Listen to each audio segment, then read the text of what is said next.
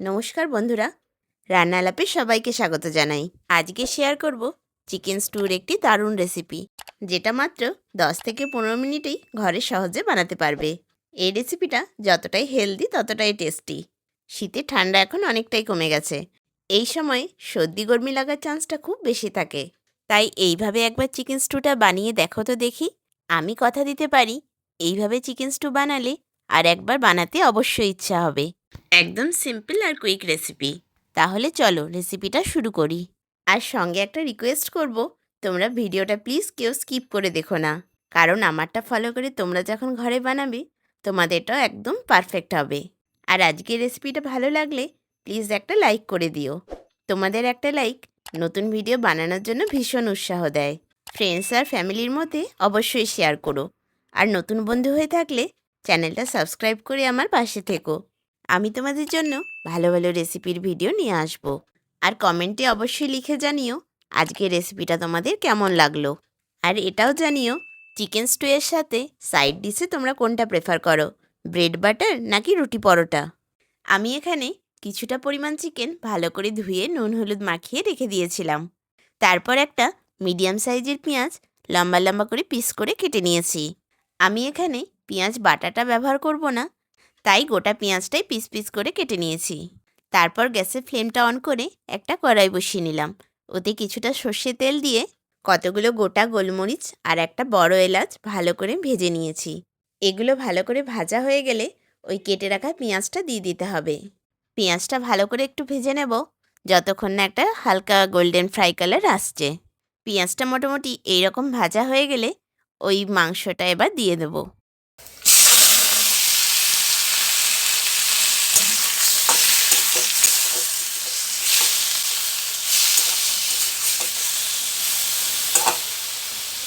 মাংসটা উল্টে পাল্টে হালকা করে ভেজে নিতে হবে। মাংসটা যতক্ষণ কড়াইয়ে ভাজা হচ্ছে ততক্ষণ এধারে দুটো সবজি কেটে নিলাম একটা মিডিয়াম সাইজের ক্যাপসিকাম। এই ক্যাপসিকামটা আমার পুরোটা লাগবে না, হাফ নিচ্ছি, বাকি হাফটা রেখে দেব। ক্যাপসিকামগুলো একটু লম্বা রেখেই কাটছি। যদি তোমরা ক্যাপসিকাম পছন্দ না করো তাহলে ক্যাপসিকাম নাও দিতে পারো। ক্যাপসিকামটা আমার কাটা হয়ে গেছে। এবার একটা ব্রকলি নিয়ে নিলাম। ব্রকলিটা যেহেতু পুরোটা লাগবে না, তাই কতগুলো ডাঁটি আমি কেটে নিচ্ছি। এগুলো কাটতে কাটতে একটু খেয়াল রাখতে হবে কড়াইয়ে মাংসটা বসানো আছে, সেটা যেন নিচে লেগে না যায়। এই ব্রকলিগুলো কেটে নেওয়ার পরে আমি গরম জলে হালকা করে 1 মিনিট ভাপিয়ে নিয়েছিলাম, তবে না ভাপালেও অসুবিধা নাই। এইভাবে বানানো চিকেন স্টুটা যতটাই হেলদি হয় ততটাই টেস্টি হয়, কারণ এটাতে অনেক রকমের সবজি দেওয়া হচ্ছে, তাই টেস্টটাও ভালো আসে। মাংসর জলটা এবার শুকিয়ে গেছে, তাই এবার এটাতে অল্প করে নুন আর হলুদ দিয়ে দিলাম। এই চিকেন স্টুটা বানানোর জন্য বিশেষ কিছু মশলার প্রয়োজন পড়ে না, এটা হালকাভাবে রান্নাতেই খেতে ভালো লাগে। নুন হলুদ মেশানোর পরে মাংসটার সাথে ভালো করে মিক্স করে নিতে হবে। এতে কিছুটা জল বের হবে, সেই জলে মাংসটা আরও কিছুক্ষণ সিদ্ধ হয়ে যাবে। ততক্ষণ এধারে বাকি সবজিগুলো আমি কেটে নেব। নিলাম অল্প করে গাজর, কিছুটা পেঁপে, কতগুলো মটরশুঁটি আর একটা মিডিয়াম সাইজের আলু।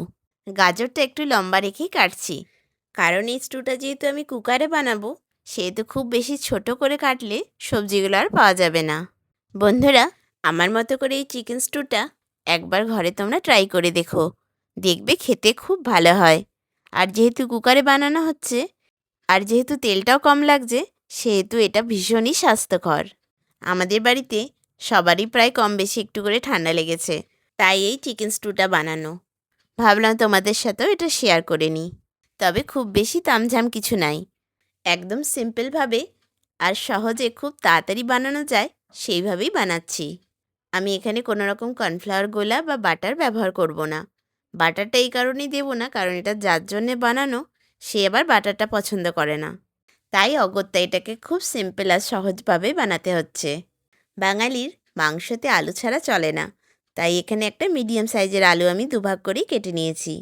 আলুগুলো একটু বড় বড়ই রাখলাম, এটাতে খেতে ভালো লাগবে। দেখো এখানে কত রকমের সবজি আমার কাটা হয়ে গেল। এসব সবজিগুলোকে এবার ভালো করে জলে ধুয়ে নেব। এবার এদিকে মাংসটা চেক করে নিই। মাংসটা নুন হলুদ দিয়ে কড়াইয়ে কষতে বসিয়েছিলাম, কিছুটা কষানো হয়ে গেছে। এবার সবজিগুলো সব দিয়ে দেব।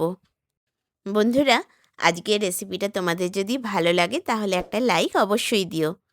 তোমাদের একটা লাইক নতুন ভিডিও বানানোর জন্য ভীষণ উৎসাহ দেয়। ফ্রেন্ডস আর ফ্যামিলির মধ্যে অবশ্যই শেয়ার করো।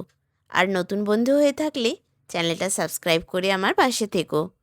আমি তোমাদের জন্য এরকমই ভালো ভালো রেসিপির ভিডিও নিয়ে আসবো। আর আমাকে কমেন্টে লিখে জানিও তোমরা কে কোথা থেকে দেখছো, আর তোমরা নেক্সট কোন রেসিপিটা দেখতে চাইছো। এই সবজিগুলোর সাথে মাংসটাকে ভালো করে এবার মিক্স করে নিচ্ছি। তারপর কষানোর জন্য 2 মিনিট রেখে দেব। এই সবজিগুলোর সাথে মাংসটা ভালো করে মিক্স করে নেওয়ার পরে কিছুটা আদা ও কাঁচা লঙ্কা বাটা দিয়ে দেব। এই বাটার মশলাটা আমি আগে থেকে রেডি করে রেখেছিলাম। মশলা যদি আগে থেকে রেডি করা না থাকে তাহলে কিছুটা আদা তোমরা গ্রেটারে গ্রেট করে দিতে পারো।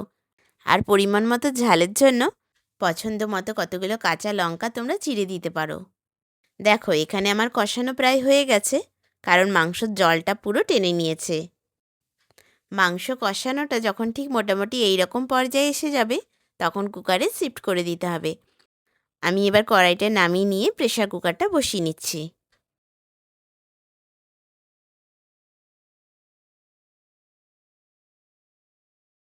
এই শিফটিংয়ের কাজটা একটু সাবধানে করো, কারণ কড়াই সমেত মাংস সবজি সবটাই বেশ গরম আছে।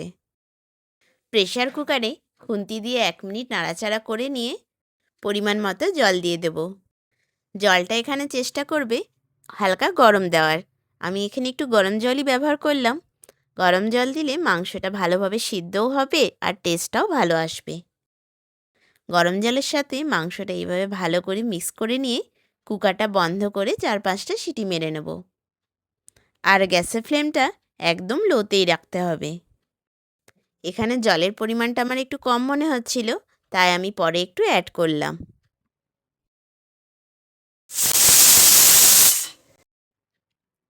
এখানে আমার 4-5টা সিটি মারা হয়ে গেছে, তাই গ্যাসের ফ্লেমটা অফ করে কুকারটা নামিয়ে নিলাম।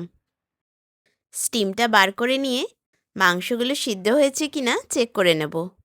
দেখো, এখানে মাংস আর সবজিগুলো সব সুন্দরভাবেই সিদ্ধ হয়ে গেছে, তাই একটা বাটিতে আমি এখানে ঢেলে নিচ্ছি। এটা হয়ে যাওয়ার পরে উপর থেকে আমি আর বাটারটা দিলাম না, কারণ যার জন্য বানানো সে বাটারটা একদম পছন্দ করে না। তাই বাটারটা স্কিপ করে এই ভাজা মশলাটা আমি উপর থেকে ছড়িয়ে দিলাম। এটাতে গন্ধটাও ভালো আসবে আর খেতেও ভালো লাগবে। আজকের রেসিপিটা তোমাদের কেমন লাগলো অবশ্যই আমাকে কমেন্টে লিখে জানিও। ভালো লাগলে একটা লাইক অবশ্যই দিও। তোমাদের একটা লাইক নতুন ভিডিও বানানোর জন্য ভীষণ উৎসাহ দেয়। ফ্রেন্ডস আর ফ্যামিলির মধ্যে অবশ্যই শেয়ার করো। আর নতুন বন্ধু হয়ে থাকলে চ্যানেলটা সাবস্ক্রাইব করে আমার পাশে থেকো। আজকের মতো টাটা, দেখা হবে আবার একটা নতুন রেসিপির সাথে।